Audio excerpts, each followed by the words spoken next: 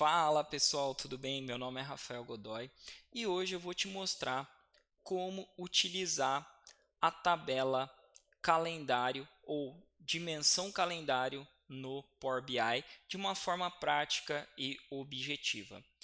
Bom, antes de começar, eu tenho aqui um projeto financeiro e nesse projeto financeiro eu tenho duas tabelas fatos, a fato despesa e a fato receita. Lembrando, pessoal, que fato, dimensão são conceitos. No final do dia, elas são tabelas dentro do Power BI, tá? E quando a gente se refere à tabela fato, a gente está falando sobre algo que já aconteceu.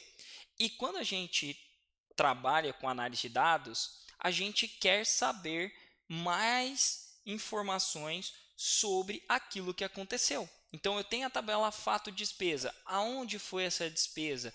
Quando ocorreu essa despesa? A tabela fato-receita. Quem recebeu esse valor? Quando recebeu esse valor? Então, observe que fatos se refere a algo que já aconteceu e sobre algo que já aconteceu, a gente quer fazer perguntas para extrair insights para apoiar a tomada de decisão. Essa é a ideia, é um conceito, beleza? Na tabela de despesa, a gente tem três campos que é filial, mês e valor da despesa. O que essa tabela está armazenando? O valor da despesa de uma determinada filial em um determinado mês, tá? A tabela receita, tabela fato receita é a mesma coisa. Eu tenho filial, mês e valor da receita. Então eu estou vendo o valor da receita de uma determinada filial em um determinado mês, tá? Para a gente poder explorar o conteúdo que está armazenado em cada uma dessas tabelas, a gente pode vir aqui do lado esquerdo e clicar em modo de exibição de tabela. Então, quando a gente clica em modo de exibição de tabela, a gente consegue ver o conteúdo que está armazenado aqui na fato despesa, que é filial, mês e valor da despesa, mas observem que o mês ele é representado pelo último dia do mês, tá? E a gente também tem aqui a fato receita, que é a mesma estrutura, onde a gente tem a filial, mês, valor receita e o mês está sendo representado pelo último dia do mês, tá? Para começar a trazer um entendimento de como funciona a tabela calendário no Power BI, a gente vai criar duas medidas. Mas para criar essas medidas, a gente vai organizar elas dentro de uma tabela. Então, você vai clicar aqui em inserir dados, tá? Na aba principal e vai clicar aqui no nome da tabela e vai escrever medidas, tá? E depois vai clicar aqui em carregar. Então, o que o Power BI vai fazer? Ele vai criar uma tabela para a gente chamada medidas. E nessa tabela vai ter uma coluna, mas essa coluna a gente não vai utilizar. Então, o que eu vou fazer? Eu vou criar a minha primeira medida aqui. Eu vou clicar aqui nos três pontinhos, mais opção, mais opções, nova medida. E aí, a primeira medida que eu vou criar aqui é a soma receita. Tá? A soma receita ela vai ser um sum, tá? Do valor da receita. Beleza? Então, aqui, esse sum está somando todas as receitas que estão armazenadas ali dentro da fato receita. A outra medida que eu vou criar vai ser a soma despesa, tá? Que vai ser um sum do campo valor despesa da minha fato despesa. Simples assim, pessoal. E aí, essa coluna que eu não estou utilizando, que eu não vou utilizar, eu posso clicar aqui nos três pontinhos do lado direito e ocultar. Então, vou ocultar aqui esse campo. E aí, observe o seguinte, o Power BI já reconhece que essa é uma tabela de medidas. Ele, inclusive, coloca aqui um ícone de uma calculadora, porque eu estou agrupando todas as minhas medidas dentro dessa tabela, beleza? Uma vez criada a medida, a gente vai criar aqui, vai associar essas duas medidas a um cartão. Então, vou clicar aqui no componente cartão, vou adicionar ele aqui e vou selecionar o soma despesa e o soma receita. porém a formatação deles não está muito legal. E aqui a gente está utilizando o novo padrão de cartões do Power BI. Então a gente vai aplicar aqui uma formatação para ficar mais claro quais são esses valores. Então a gente vai clicar no pincel, formatar seu visual. Vamos clicar em texto explicativo, na opção texto explicativo, e aí eu vou selecionar a soma despesa, tá? E aqui em valor eu vou mudar para nenhum. Então eu vou vir aqui na opção exibir unidade, vou colocar nenhum, e aí ele já vai colocar aqui para mim bonitinho, e eu inclusive posso colocar aqui em quantas casas decimais que eu quero exibir esse valor. Eu vou fazer a mesma coisa aqui, eu vou trocar soma despesa para soma receita, e aí vou vir de novo aqui em exibir unidade, nenhum, casas decimais 2. Então agora a gente está conseguindo enxergar o valor total de despesa e a soma total de receita. A gente não está segmentando isso por filial e a gente nem está vendo um período específico, tá? Uma data específica. Então vamos pensar aqui um pouquinho, tá? Imagina que o dono dessa empresa, tá?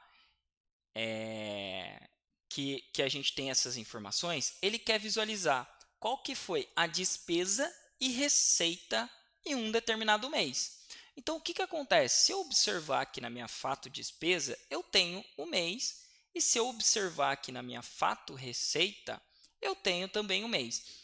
E observe o seguinte, isso daqui é até um padrão do Power BI, tá? Que eu vou mostrar já já como a gente configura isso também.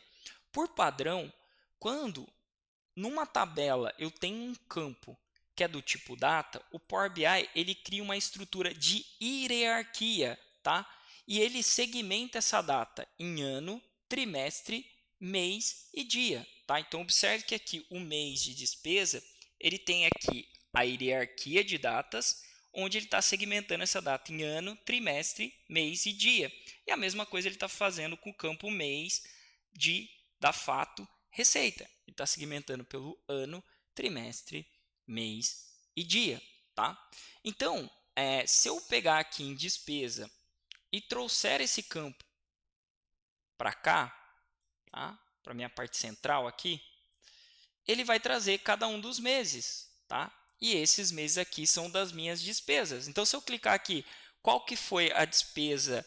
Vamos até criar uma estrutura aqui hierárquica. Eu vou colocar ano e mês. E aí eu vou mudar aqui na formatação, tá? Aliás, eu vou trocar esse componente.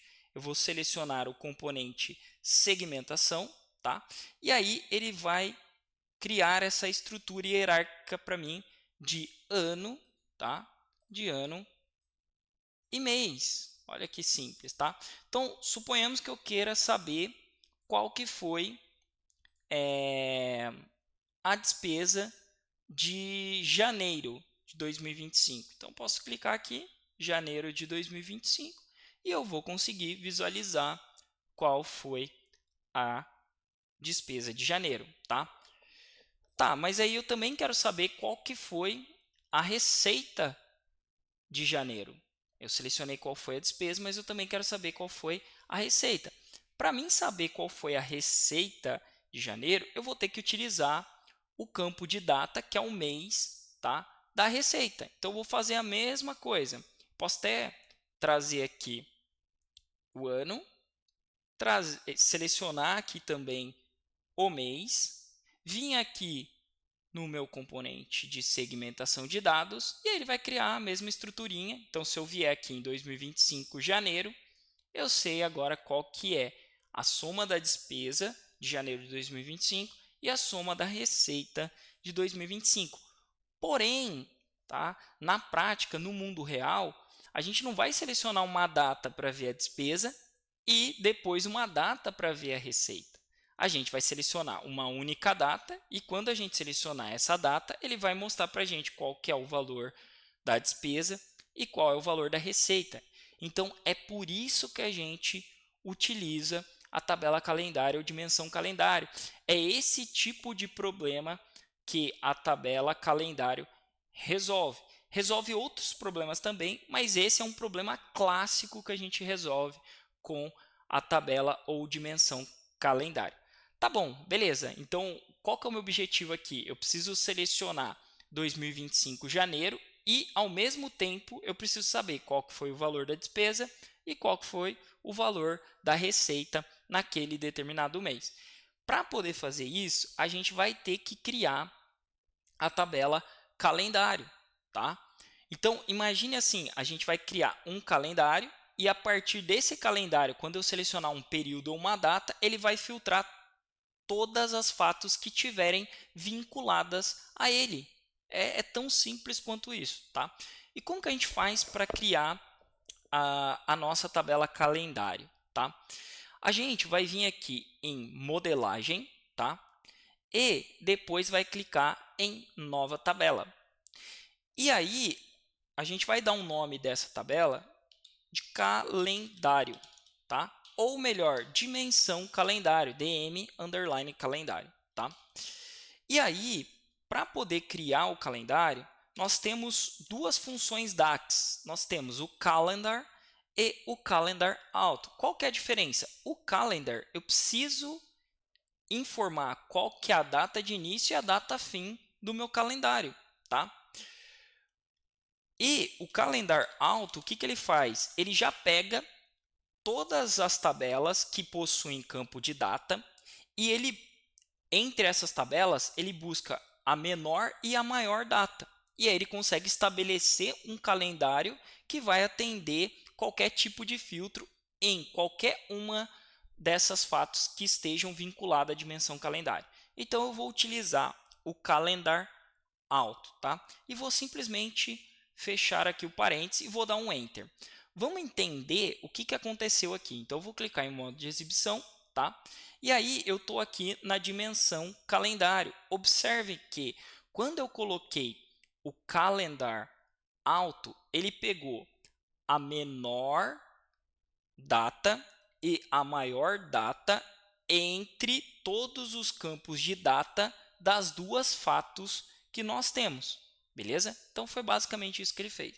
E aí o que eu vou fazer? Eu vou formatar esse campo aqui e vou colocar ele como short date, para ficar mais simples aqui, para a gente visualizar, beleza? E fazendo isso, basicamente eu já tenho uma tabela calendário. Porém, só o date, o campo date, não vai ser o suficiente para mim fazer os filtros que eu preciso, porque eu vou querer filtrar por ano, vou querer filtrar por mês e vou querer filtrar por outras informações. Então, o que eu preciso fazer nessa tabela? Eu preciso adicionar mais campos, mais opções dentro dessa tabela ou dimensão calendário. E como que eu vou fazer isso? Eu vou utilizar uma função aqui chamada add columns, tá? E aí eu vou adicionar na tabela calendar auto mais colunas, beleza? Então, que colunas que eu vou adicionar aqui? Eu vou adicionar a coluna ano, tá? Então, eu posso escrever aqui year, que também é uma função DAX, e ela espera uma data. A data que a gente vai utilizar é o próprio campo da tabela calendário, que vai ser o date. E aí eu posso colocar aqui um colchete e escrever aqui date, e fechar esse colchete e fechar o parênteses, tá? Beleza, adicionei aqui o campo date, tá? Vamos ver o que aconteceu aqui. Opa, ele deu algum erro. Vamos entender aqui qual que foi o problema, tá? Contagem mínima de argumentos para a função 3. Ah, tá. Por que ele deu esse problema? Porque eu não coloquei o nome do campo. Então, eu vou colocar aqui, entre aspas duplas, o nome do campo, que é ano, tá? Então, eu vou colocar ano, vou dar um Enter, e aí o que ele faz? Eu tenho a data, ele extrai o ano da data, tá? E agora eu vou adicionar mais um campo que é um mês, então eu vou colocar vírgula, e observe aqui em cima, né, que a primeira informação que ele precisa é o nome do campo e depois a expressão que eu vou utilizar para poder criar aquele campo. O meu próximo campo vai se chamar mês, tá? E aí eu vou usar a função month, e vou colocar aqui o campo date da própria tabela calendário, porque eu quero extrair o mês daquele campo de data. que é o date, tá? Então, vou dar um Enter aqui, beleza. Aqui ele colocou, tá, o número do mês, mas eu quero saber qual é o nome do mês. Então, eu posso criar mais um campo nessa tabela calendário, chamada mês nome, tá? E aqui eu posso utilizar o format, tá? Onde eu vou formatar o valor, que é o meu date, beleza? O campo date. E aí eu vou usar uma formatação aqui que é MMMM. E esse MMM ele vai trazer o nome do mês, tá? Então vamos dar um Enter aqui. Beleza, agora eu tenho o nome do mês. O que mais que eu vou precisar aqui, tá? Eu vou precisar do ano, do mês. Eu posso colocar aqui o dia. Então poderia colocar aqui dia, tá? E aí eu vou precisar extrair o dia da data, então eu posso usar o day para poder fazer essa extração, e aí eu vou colocar o campo da tabela calendário, tá? E esse campo, pessoal, o date, ele foi originado através da utilização da função DAX calendar auto, tá? Então é importante entender isso. E aí eu vou ter o dia, e aí o dia para mim ele vai trazer o número do dia, mas eu quero saber qual que é o dia da semana por extenso. Aqui, então, eu posso colocar dia, semana, e aí eu posso usar também um format. Vamos entender aqui o que ele vai fazer. Vamos colocar um date e vamos colocar aqui um dd. Né? Vamos colocar um dd primeiro para poder entender o que vai acontecer. E vou vou clicar aqui fora, tá? E aí ele trouxe para mim o dia da semana, o número do dia de semana com o 0 à esquerda, mas eu não quero com 0 à esquerda. E se eu colocar mais um D aqui, o que vai acontecer na formatação? Ah, ele trouxe o dia da semana abreviado, mas eu quero o nome completo. Então, se eu colocar DDD, eu vou ter aqui na formatação, eu vou conseguir trazer o nome do dia da semana. Que beleza! Então, agora a gente tem uma tabela calendário e a gente tem o ano, o mês, o nome do mês, o dia da semana, que todas essas colunas vão ser opção de filtros aqui para a gente. Nós poderíamos adicionar o trimestre, entre outras informações, mas eu vou focar aqui para poder exatamente mostrar como você utiliza e aplica a tabela calendário ou a dimensão calendário para resolver esse problema que eu acabei de mostrar para vocês. Então, o que a gente vai fazer agora? Agora eu preciso relacionar a dimensão calendário na fato despesa e na fato receita, para, através da tabela ou dimensão calendário, conseguir filtrar as informações em cada uma dessas fatos. Para mim poder fazer relacionamento, eu sempre vou utilizar o ícone aqui do lado esquerdo, exibição de modelo. Tá? E aí ele vai aparecer aqui para mim todas as tabelas que eu tenho, inclusive a tabela de medida. Mas o nosso foco aqui vai ser na dimensão calendário, na fato despesa e na fato receita.